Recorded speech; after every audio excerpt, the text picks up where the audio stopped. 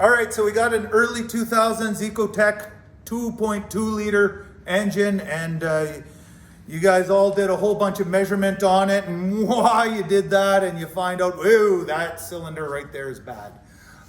This engine does not come with oversized pistons, and it has a nice kit GM supplied us in order to replace the cylinder sleeve. So we're going to go through the procedure of replacing this cylinder sleeve. First bit we have to do is, this is just the puller unit. Get it mounted on the block. It has cylinder head bolts that you would use to hold this guy down. They're already installed there, so get it flying. I'm pretty sure if I was to read the service information, they'd probably give us a number like in around the 15 to 20 foot-pounds range for torquing it down. Realistically, you don't care that much, right? It's a puller. It's got to stay stable on the block, and it's got to stay there tight, and you don't want it so tight it's going to pull threads out or anything. So I would think just a little snug like that is plenty. Going to hold it in place. Here, we're going to have some fun. Would you mind passing that back? See if you can find a torque spec in there. I'm not even sure if there's one or not, but we'll have fun with it. Did you just hand him the French? Yeah, c'est bon. All right. So we have a puller similar to the other puller I was showing you that does the full circle bearings. This guy will go sideways, slide in the cylinder, straighten out, and then just the little lips on the edge here will grab on to, go fast, will grab onto the base of the cylinder, and it'll pull that sleeve up. Liner, I guess, sorry. Don't want to use the wrong words. And so I'm going to slide it in there and just try to grab the edges with it. There we go. And now it's holding on to the bottom of that liner. What did we find there? 11 foot-pounds. How many? 11 foot-pounds. 11? That's pretty well where I was, actually. I think I was exactly 11 when I did that. What do you think? Close enough, right? Yes. All right, so you got a bearing in place here. A lot of high pressure pullers, you want to use a bearing, right? So that it doesn't damage the mount here. Get a bearing, and now as we tighten this nut, it's going to end up lifting up on the liner. I might have to get some help here because I don't want to work too hard, but we'll see how this one comes out. Might need some of your young muscles. Oh. All right, there we go. So I got the ratchet on there just to hold the puller from turning, and now get a good leg on it. There we go. And we can start winding this and pulling the liner out. This liner's been out before of this block. You will struggle a lot more if you're actually doing this in the trade. It will not be this easy, I assure you. That's a wicked tool, though. Yeah, it pulls out nicely. It's great. There's a little piece of wire in there. I'm gonna get rid of that. Well, look at that. Yeah, it's normally considerably more difficult than that. Woohoo!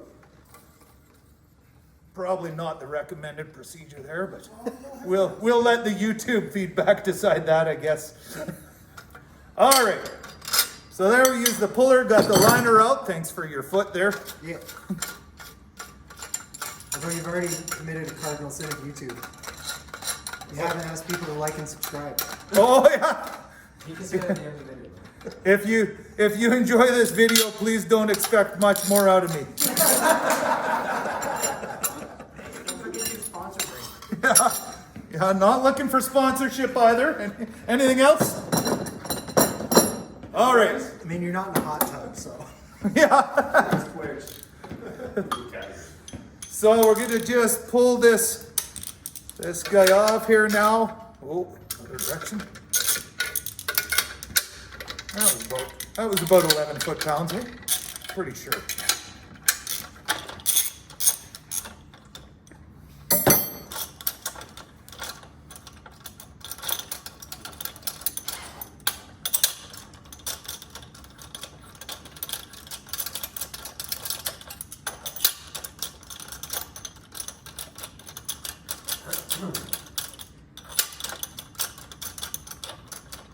when you all do this, you're probably going to follow the instructions more than I've seen it a few times over. 3 or 4 anyways. There we go. So we take our mount off again. And now we have the dry liner. That's no good. Goes over the right shoulder and hits the garbage. And you can see, well, we'll let the audience see in there. This is a pretty damaged liner. What do you think? Maybe 60, 70 thousandths of an inch thick, right? It's a fairly thick liner still too. But the big thing is, for these engines anyways, you could buy a new liner, new piston pin, new clips, and you buy them all as a unit, and it's all sized and ready to go. It's already been bored out, it's already been honed, it's already got the crosshatch on it. So you just simply order a new one and you can literally replace that cylinder. Right? Everything to do with that cylinder, it would be a brand new wear surface again. So let me just run to parts and grab that. There we go. So now we got a new liner that we're going to place inside the engine. That was quick, eh? That was a good parts order. Fastest parts order. Yeah. So I like, if you can, to get the liner started a little bit just to make sure it's nice and square. And then you have to use another tool here. And this guy will sit on top of the liner, and this block sits in the bottom of this tool in that groove right there to keep it from turning. So we'll get this set up, ready for the install. Try to square that off best as possible.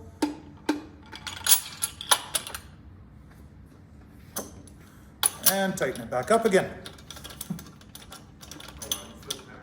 Yeah, to 11 foot-pounds.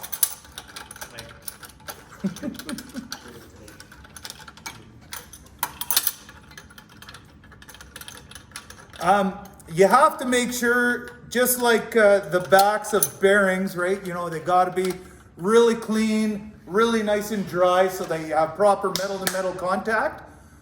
Mostly for heat dissipation, but also to make sure that you don't get any relative movement in there either, right? You get a little oil pocket or water pocket or something in behind there. Now you have a spot that can vaporize and create some expansion, and that's where you can get into a lot of issues. One of you guys had moisture in behind one of your bearings, and you could see the kind of the rust pitting in there. Is that you? Yeah. So I'm going to avoid using names, right? You see that how it like gets the rust in there, and then you get little pitting and marks. It just damages stuff. So you got to make sure nice and clean and dry.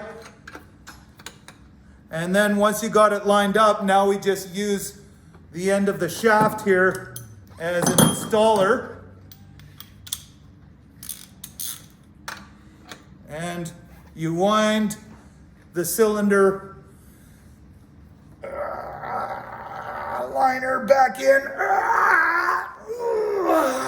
You know, you'll probably be sweating again when you do this, but maybe I'm just showing off my strength.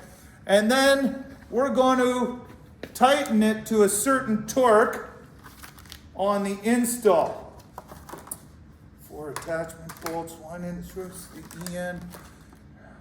75 foot-pounds. Using a torque wrench, we're going to tighten this up to 75 foot-pounds.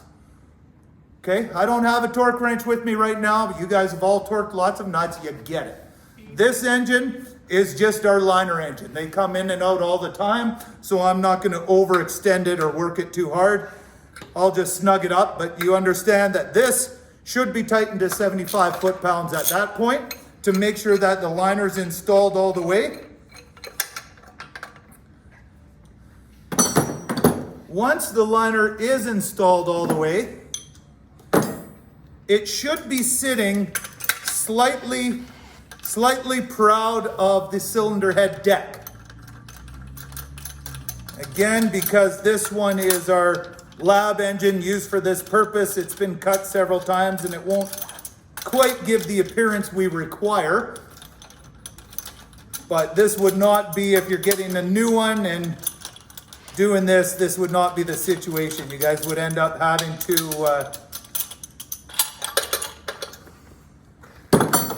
to cut it down. So what you would normally see, again, but you're not going to see on this cylinder, is the edge of the liner here would be sitting slightly proud of the deck. And you've got to make sure that it is sticking above the deck an exact specific amount so that when you bolt down your cylinder head with the gasket in the middle, it's designed to also put force down on the liner. And it's supposed to stick out 8/10,000ths of an inch is what I remember. And I think I'm pretty close to that one, not 100%, but pretty sure. So it's supposed to stick out 8/10,000ths of an inch. So to ensure that happens, and especially when you have a new liner, you want to make sure that you've cut it down to there. So this kit has a system where it's got a cutting unit here, and there's going to be 3 flat cutters on it that are designed to cut the top of the liner. With that, there's one cutter right on an edge here that sits at about a 30-degree angle. That cutter is designed to cut the chamfer in the edge of the cylinder. All right, so remember there's a little bit of chamfer there to assist in, well, first to get rid of sharp spots because that's going to be a hot spot in the cylinder and you don't want that. And secondly, to assist in the installation with the piston rings so they don't get caught, although they still get caught sometimes anyways. So before you use this tool, you have to make sure it's adjusted to exactly that 8/10,000ths of an inch. So there's a standard here that you use that's set up to that distance already. Probably should be doing this on a bench and not on the engine, but again, this is where it's education and not necessarily reality. So it's quite an easy process. There's a little lock nut here, and this sleeve is just a locking sleeve. So the actual cutters can move up and down with this pusher, and then you're supposed to lock the sleeve where it should. So if I was to move that and set it up, you just place it on top of the standard, and you take the little tool here, which will push down on the center and move it down the exact right amount you need until you're pressing this lock collar, and then you would tighten up the lock collar. So we'll get in on that. Oh, we're getting there. Wait for it. Wait for it. Okay, down, in there, locked, bam! Done. Now it's adjusted to exactly 8/10,000ths of an inch for those cutting teeth. You won't have to adjust it every cylinder. Pretty well just the one that you're replacing. You could probably do 4, no problem, and then I would adjust it before you do the next engine again. So you put it on the cylinder that you cut, but before you do that, you really want to make sure too, I don't want this to fall. You want to make sure, especially if you still have the crank in the engine, you want to make sure that there's no grinding or cutting bits that fall down on the crank. Now, we don't have a crank in this, and seen as the position it's at, if this were a production engine that I'm putting back in a vehicle, I would still not worry about catching the grinding bits, because I would cut it and then I'd be doing a super wash on it anyways. If you did have the crank and other components on this, then this kit comes with little foamy pucks, and you place the foamy puck and it says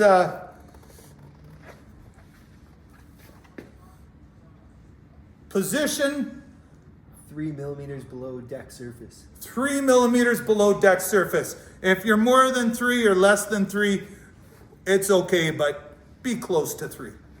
Like there. You know what I mean? And what those are going to do, they're going to prevent any of the filings and the cuttings from getting down into the base of the engine. So you'd fill all the cylinders with these guys to prevent them pieces of iron and steel getting down in there. And then we can place the cutter on top of the cylinder that we want to cut, and you install it with these nuts that are in the kit as well.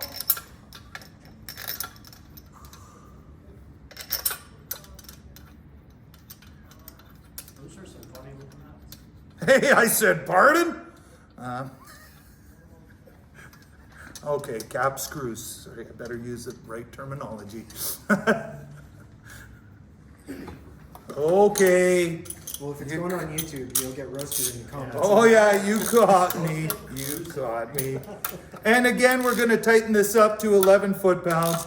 Really, you're not trying to warp the metal. You just want to make sure there's no clearance in between. And of course, you would do this after having immaculately ensured that there's no gasket material or anything on the head deck as well, so that it can sit nice and square and flat. Would you need to use any cutting oil? No, No. no. These, this driver is a pretty unique driver, and it comes with a little adapter here to drive this cutter. And really the idea behind this is you really don't want to have somebody who doesn't know what they're doing working on this. And this is unique in the way that it has 5 sides. Right? So if you lose this, you might as well replace the tool. Right? You need to have this because you're not going to find another one almost anywhere else. If you do, I guess you're lucky. But so you just simply attach this to the drill. Oh, look at that, I got one right there. Lucky, lucky. Maybe not so lucky. I'll get there eventually. Why didn't you do this before, Matt? Well, No, it's okay. You can catch it in the edit.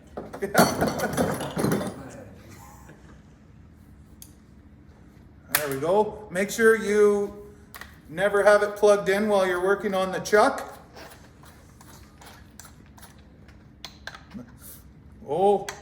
Oh gosh.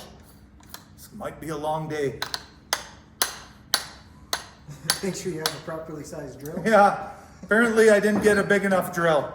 Well, that's all right, because we know it's not sitting proud of the deck anyways, you guys get it, right? I'm not trying to make this into production just so you understand how the tool functions, but you'd attach the drill to there, and finally you attach air pressure to this. And this is a little Venturi that will have a little particle trap on the outside here. So not only do you have these foamies to prevent filings from going down, but by blowing the air pressure across here, it's going to suck all them iron filings out and catch them in the little filter on the end, again, to prevent those filings from getting inside those specific areas of the engine. So you run the drill in there with the air flowing, it does the cutting, you simply unscrew it again, and then your cylinder liner replacement is complete. Sound good? Neat. Neato Skeeter. Okay. Thanks, everyone. Oh, we can do that. Yeah, let's do it. Yeah! All right. That's good.